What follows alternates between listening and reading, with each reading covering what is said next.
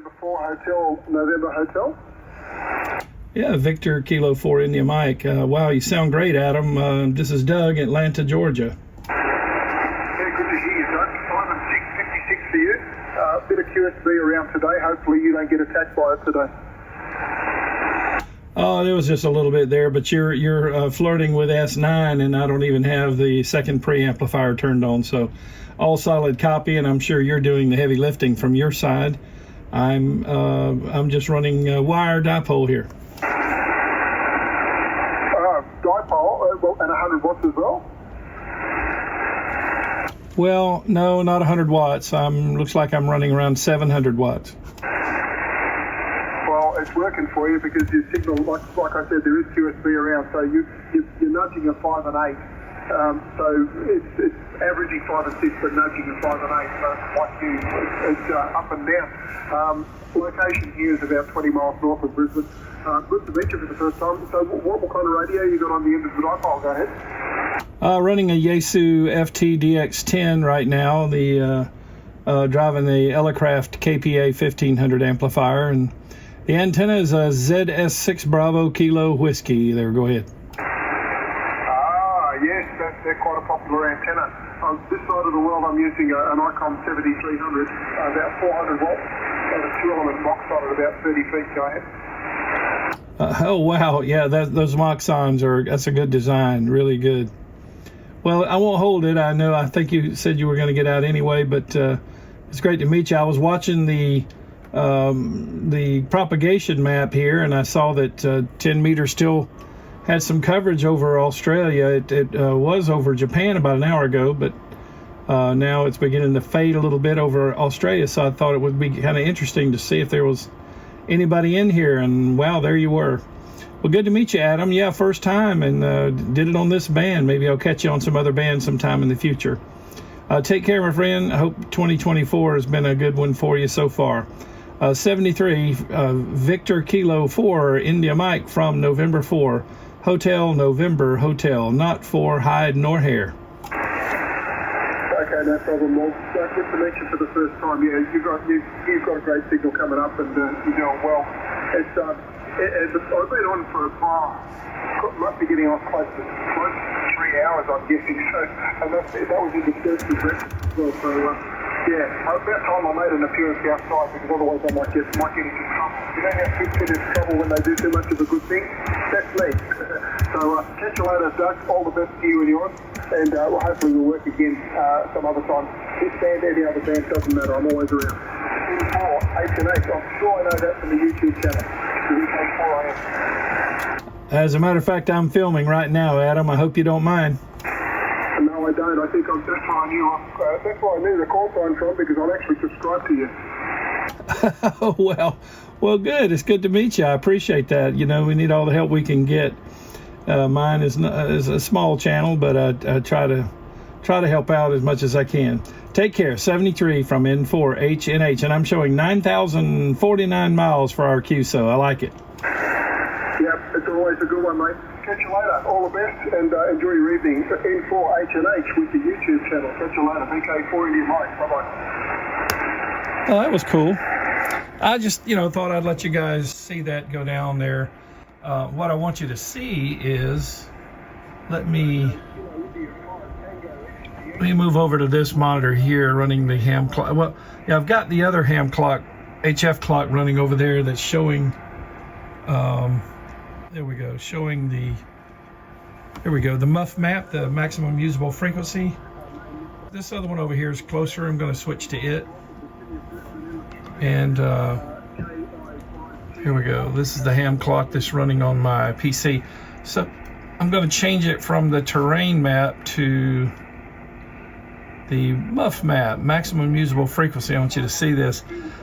You heard me telling him, we caught it right at the end there.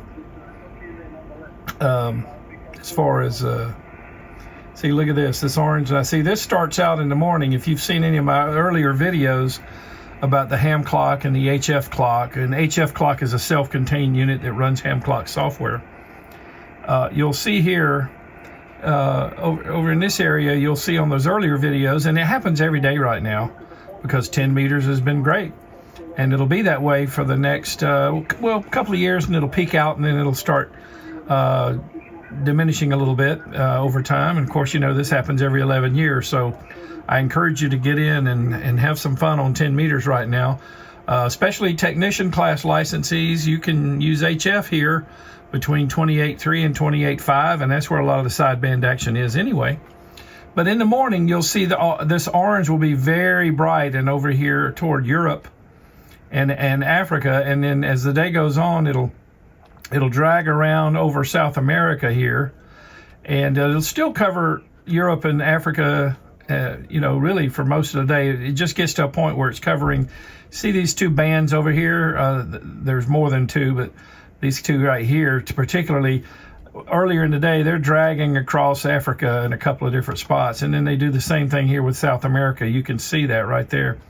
And then as it works its way west, even as soon as an hour ago, this was all still nice and orange, but it was over Japan. You were able to and there's one in there right now. I see a spot, but I was hearing the Japanese stations because the orange was up here. But now you can see it fading off over Australia, which is where that station that I just worked was. 9,049 miles. I like that kind of, not my longest. I do have, my longest one's 10,000, maybe 200 or 300 miles. I think maybe 300 or 400 miles. It was down in central Australia. I'd love to get a contact. If you see my red arrow, I'd love to get a contact right there. That's getting pretty close to halfway around the world. Now, where is halfway around the world? Let me pan this around a little more.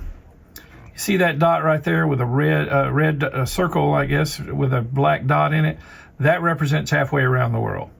So to the right of that, it comes onto the screen here. So if I could work somebody in the ocean right there, that would be really long, But right there is a practical range. And I'm using a dipole, so, I'm not controlling whether I'm doing short path or long path like you could with a beam. But I do have, my antennas have loads of gain in some directions and some not. The interesting thing about this contact, you heard me say I was talking to him on the ZS6 Bravo Kilo Whiskey antenna. I got mine from ni4l.com. Chris makes just such a fabulous antenna. The quality of the build, I was going to build my own, and I love building my own antennas, but for what he charges, it's not worth sourcing all the material and taking the time. So I bought it from him. It's in the doublet family, but I do have a 160 meter doublet. If you've been watching my channel enough, you know that. I've even got videos showing me working on it.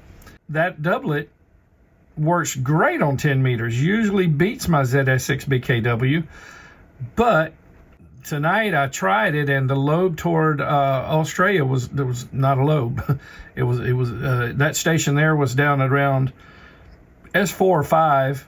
And when I switched over to the ZS6 BKW just to see, boom, he came up S8 flirting with S9. Let me flip back over to this screen. Yeah, I don't know what I'll title this video. I just wanted you guys to see a real contact. I want to encourage you to play on 10 meters right now while we can. But you'll see my gain structure here. I was using AMP1. Now, normally I would use IPO as much as possible. You know me, signal to noise ratio. I could have probably worked him okay with IPO, but I happen to have it on AMP1 because I had been listening to some weaker stations. I could have put it on AMP2, and he would have definitely been over S9, because remember, the meters are calibrated at around on this radio 14.2 megahertz. So, and they're going to be the most accurate at S9 on 14.2 megahertz. After beyond that, above and below that on 14.2, it's going to skew. And then also, too, as you change bands up and down, it's going to skew that S meter reading. So, you know me, I've talked about it. I've got it written in some of the comments. You guys in video descriptions, you guys that don't read the video descriptions, you're missing out a lot. And also, too, some of the comments when I answer them, I mentioned that I use a by-ear system really for S meter readings. I'll tell you in this video what it is.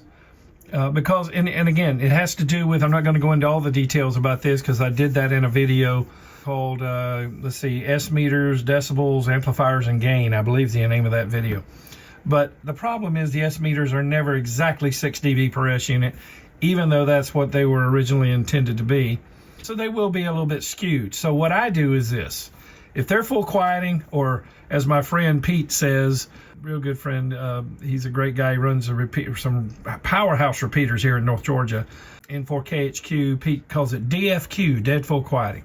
So I would say full quieting is an S9 or 5.9, and then it could be 5.99 if I'm on CW. And then I don't really do an S8. When there's a little bit of a hiss in there, I call that an S7. And then when there's a good bit more hiss, bordering on a little bit noisy, I call that an S5.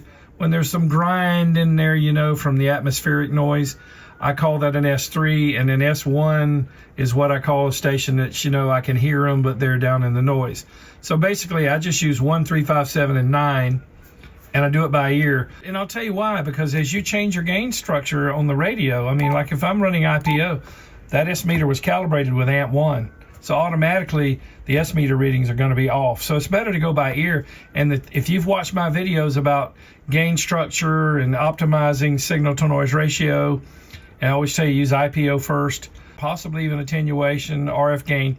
If you effectively work that, you're going to drive that S meter to the left. Watch my video called S meter to the left. S meter to the left. You're going to drive the S meter to the left. But the station you're going to listen to, or you're listening to, they're going to come in great. The signal to noise ratio, if you close your eyes, you're going to think they're S9. So at that point, I would call them an S9, a 5.9. Even if my meter's only moving up to, 1, 2, or 3, I go by signal to noise ratio. Okay, so packed a lot in this video. You got to see me work Australian station 9,049 miles away. First time I've worked him. I've worked a lot of Australians, but first time to work at him. I was running 700 watts into that ZS6 Bravo Kilo Whiskey antenna and using the FT-DX10. So I hope you enjoyed the video. Hope you found it helpful and informative, or at least entertaining. Thank you for watching videos on my channel. Please hang around for another half a minute. I want to acknowledge 5 of the Patreon team members I call long haulers. They support the channel with yearly donations. I've got some now that have supported the channel for over 3 years, and there's been a couple of times where I was about to have to shut down. Without them, you wouldn't be watching even this video. Thanks again, and 73 from N4HNH.